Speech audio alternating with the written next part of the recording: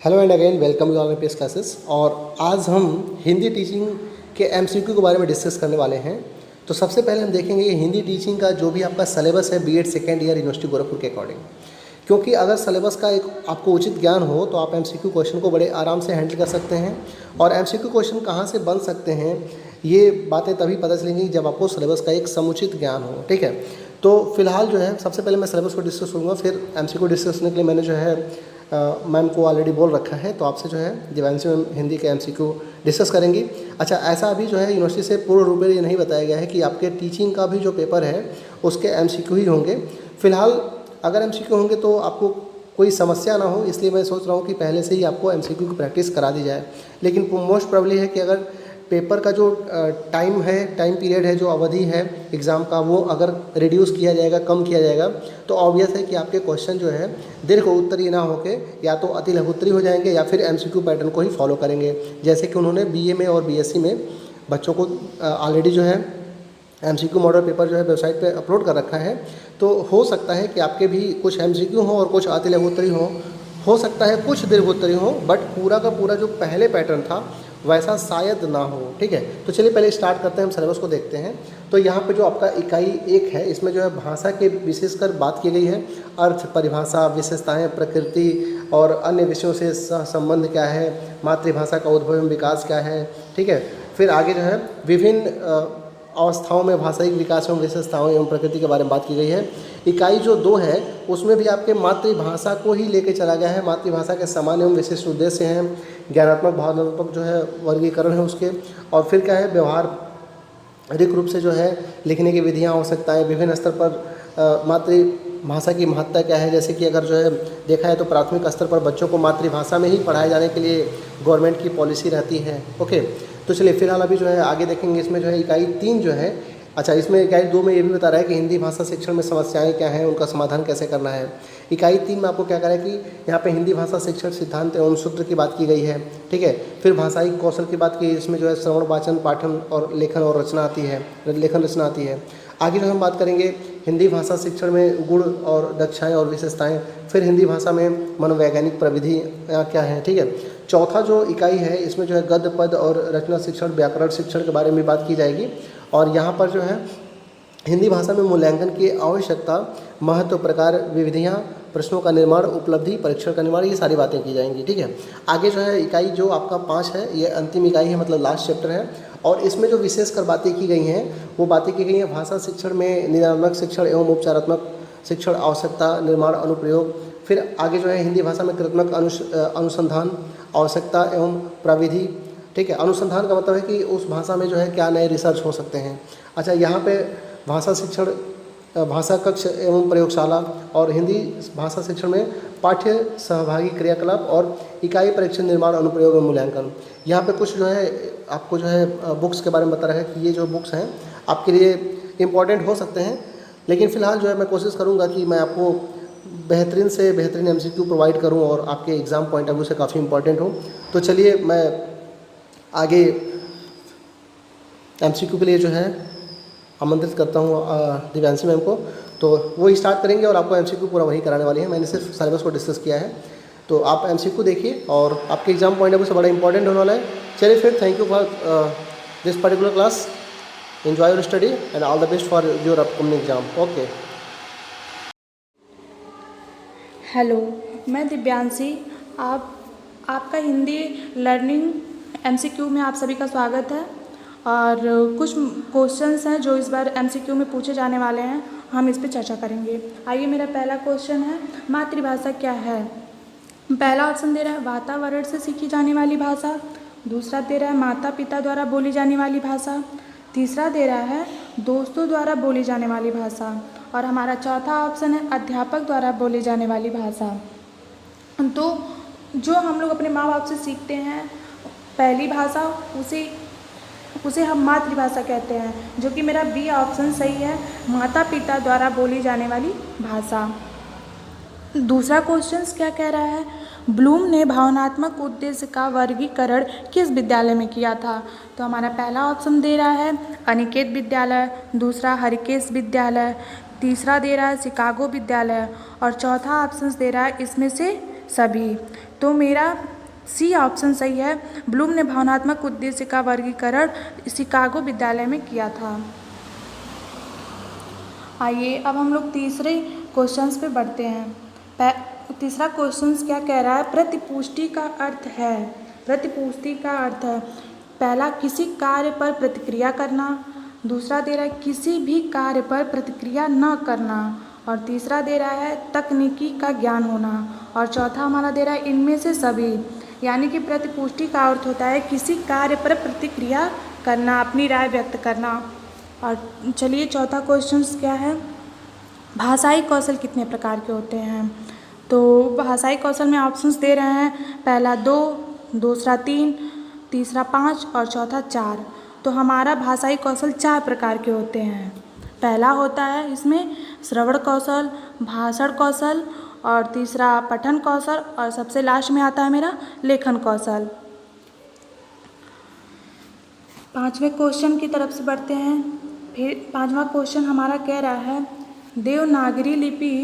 देवनागरी लिपि की पहचान किस रेखा से होती है और उस रेखा को क्या कहते हैं। तो मेरा ऑप्शंस दे रहा है खड़ी रेखा, खड़की रेखा कहते हैं, क्षैतिज रेखा, सीधी रेखा कहते हैं। तीसरा ऑप्शन दे रहा है वक्र रेखा, वक्रीय रेखा कहते हैं, या फिर इनमें से कोई नहीं। तो मेरा देवनागरी लिपि की पहचान क्षैतिज रेखा से होती है, जिसे हम सीधी रेखा भी कहते हैं। आइए छठवें क्वेश्चन में क्या कह रहा है देखते हैं। क्रिया मुख्य रूप से कितने प्रकार की होती है। हमारे पास ऑप्शन है ए 4, बी 5, सी 7, डी 2। तो क्रिया मुख्य रूप से 2 प्रकार की होती है, जो कि मेरा चौथा ऑप्शन सही है। जिसे हम पहला कहते हैं सक्रामक क्रिया और दूसरा अकर्मक क्रिया। सातवां हमारा कह रहा है क्वेश्चन में वर्ण किसे कहते हैं। तो पहला ऑप्शन है भाषा की सबसे छोटी इकाई, दूसरा भाषा की सबसे बड़ी इकाई, तीसरा भाषा की सबसे छोटी व बड़ी इकाई, या फिर इनमें से सभी। तो वर्ण उसे कहते हैं जो भाषा की सबसे छोटी इकाई हो, उसे हम वर्ण कहते हैं। हमारा ए ऑप्शन सही है। आइए आठवां क्वेश्चन देखते हैं। श व्यंजन का उच्चारण स्थान कौन सा है। तो ऑप्शंस दिया ए तालु, बी जीव, सी कंठ और डी इनमें से कोई नहीं। तो श शब्द उच्चारण हम तालु से करते हैं, ये तालु से होकर जाता है। और श अक्षर को हम उष्ण व्यंजन भी कहते हैं।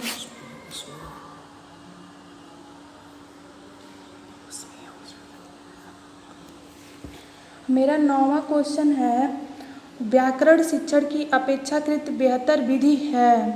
पहला ऑप्शन दे रहा है आगमन, दूसरा दे रहा है निगमन, तीसरा दे रहा है सूत्र, और डी हमारा ऑप्शन दे रहा है पुस्तक। तो व्याकरण शिक्षण की अपेक्षाकृत बेहतर विधि हमारा आगमन विधि होता है, जो कि ऑप्शन ए सही है। 10वां क्वेश्चन क्या कह रहे हैं, भाषा अनुकरण के माध्यम से ही सीखी जाती है, यह विचार किस संबंध रखता है। ऑप्शन है हम लोग के पास चोम्स्की, और बी ऑप्शन है पियाजे, सी ऑप्शन है ब्रूनर, और डी ऑप्शन दे रहा है इनमें से कोई नहीं। तो भाषा अनुकरण के माध्यम से ही सीखी जाती है, यह विचार हमारे चोम्स्की ने दिए थे, जो कि ए ऑप्शन सही है। आइए बढ़ते हैं हम लोग अगले क्वेश्चन की तरफ से। हमारा 11वां क्वेश्चन कह रहा है भाषा सीखने में तब अधिक आसानी होती है जब पाठ्य पुस्तक नहीं पढ़ाई जाती है। ऑप्शन ए दे रहा है तब जब पाठ्य पुस्तक नहीं पढ़ाई जाती है, बी दे रहा है बच्चों को समृद्ध भाषा परिवेश उपलब्ध कराया जाए, सी दे रहा है भाषा की परीक्षा नहीं होती है, और डी कह रहा है जब शिक्षक कहानी सुनाते हैं। तो भाषा सीखने में तब अधिक आसानी होती है जब बच्चों में समृद्ध भाषा परिवेश उपलब्ध कराया जाए, यानी कि बी ऑप्शन हमारा सही है। आइए 12वां क्वेश्चन क्या कह रहा है, माध्यमिक स्तर पर बच्चों को किस भाषा में पढ़ाया जाना चाहिए।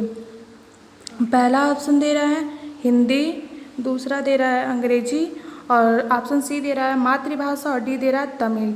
तो प्राथमिक स्तर पर बच्चों को मातृभाषा में पढ़ाना जाना चाहिए, जो कि हमारा ऑप्शन सी सही है। आइए हम लोग का 13वां क्वेश्चन कह रहा है कि प्राथमिक स्तर पर मातृभाषा की क्या उद्देश्य हैं। प्राथमिक स्तर पे मातृभाषा की क्या उद्देश्य हैं। पहला उत्तरों को दोहराना, ऑप्शन बी पढ़ने की आदत डालना, ऑप्शन सी छात्रों के विचारों का विकास करना या उपरोक्त सभी। तो हम लोग का जो दे रहा है प्राथमिक स्तर पे, इसमें ऑप्शन डी सही, डी सभी ही रहेगा।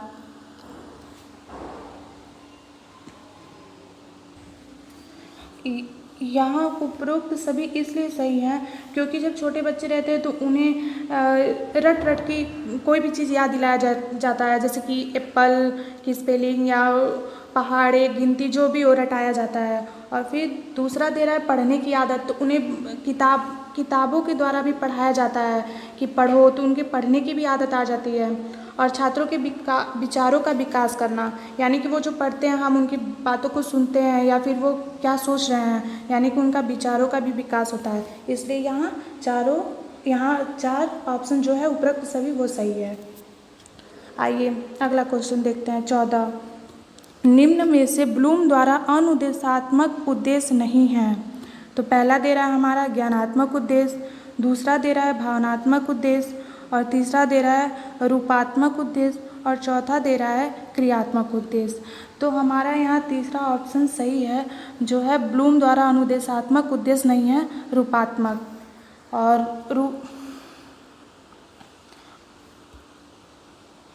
और फिर दे रहा है ब्लूम द्वारा वर्गीकृत ज्ञानात्मक उद्देश्य के पक्ष छः दिए हैं उन्होंने, और भावनात्मक उद्देश्य का पक्ष 5 दिए हैं, और ब्लूम द्वारा ये वर्गीकृत क्रियात्मक उद्देश्य का पक्ष भी 5 ही है। आइए 15वां क्वेश्चन कह रहा है निम्न में से कौन भाषाई कौशल नहीं है। पहला दे रहा है श्रवण कौशल, बी ऑप्शन दे रहा है पठन कौशल, और सी दे रहा है हमारा लेखन कौशल, और डी दे रहा है चलित कौशल। यानी कि मेरा डी ऑप्शन सही है, चलित कौशल, ये भाषाई कौशल में नहीं आता है। आइए 16वां क्वेश्चन क्या कह रहा है हम पढ़ते हैं, और ये दे रहा है कि श्रवण कौशल शिक्षण की विधि नहीं है। श्रवण कौशल की शिक्षण की विधि नहीं है। पहला सस्वर वाचन, दूसरा भाषण, और तीसरा लिखित सामग्री को पढ़ना, और हमारा डी दे रहा है वाद विवाद।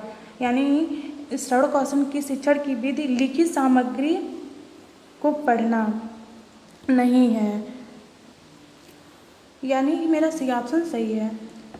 17 क्वेश्चंस क्या कह रहे हैं कि पठन कौशल का क्या महत्व है। ऑप्शन है हमारे पास उचित गति के साथ पढ़ने का अभ्यास करता है, बी दे रहा है नए नए शब्दों का पता चलता है, सी कह रहा है धीरे धीरे बच्चों में स्वाध्यायन की आदत विकसित होती है, और डी दे रहा है उपरोक्त सभी। तो पठन कौशल का महत्व यहाँ ऑप्शंस मेरा सही होगा डी, क्योंकि इसमें सब आते हैं, क्योंकि उचित गति के साथ पढ़ने का अभ्यास होता है पठन कौशल से, और नए नए शब्दों का भी हमारा शब्दकोश बढ़ जाता है पठन की क्रिया करने से, और धीरे धीरे बच्चों में आदत लग जाती है कि खुद ही पढ़ना चाहिए। अब आइए मेरा 18वां क्वेश्चन क्या कह रहा है देखते हैं। सूक्ष्म शिक्षण की अवधि कितनी होती है। तो ऑप्शन है यहाँ 5 से 10 मिनट, दूसरा दे रहा है 20 से 25 मिनट, तीसरा दे रहा है 30 से 35 मिनट, और डी दे रहा है 40 से 45 मिनट।